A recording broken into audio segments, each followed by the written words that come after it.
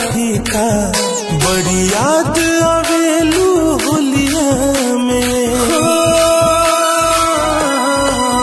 रंग लागता फीका फीका बड़ी याद आवेलू होलिया में। एको बेरिया झकलू नहीं हमारा ओरिया तकलू नहीं चढ़ के गईलू डलिया में। रंग लागता फीका फीका बड़ी याद आवेलू होलिया में।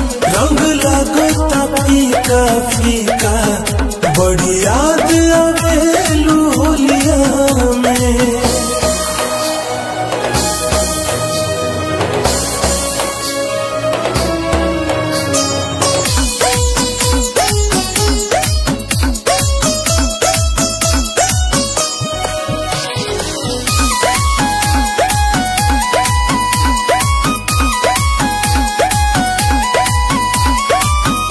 होलिया में तोहरा बिना मनवा न लागे।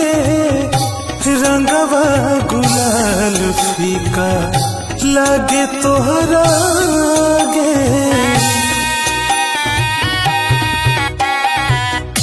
होलिया में तोहरा बिना मनवा न लागे। रंगवा गुलाल फीका लागे तोहरा गे। देही में रंगवा घोसत रहू कोरावा में कोसत रहू हमके बोला के कोलिया में। रंग लागता फीका फीका बड़ी याद आवेलू होलिया में। रंग लागता फीका फीका बड़ी याद आवेलू होलिया में।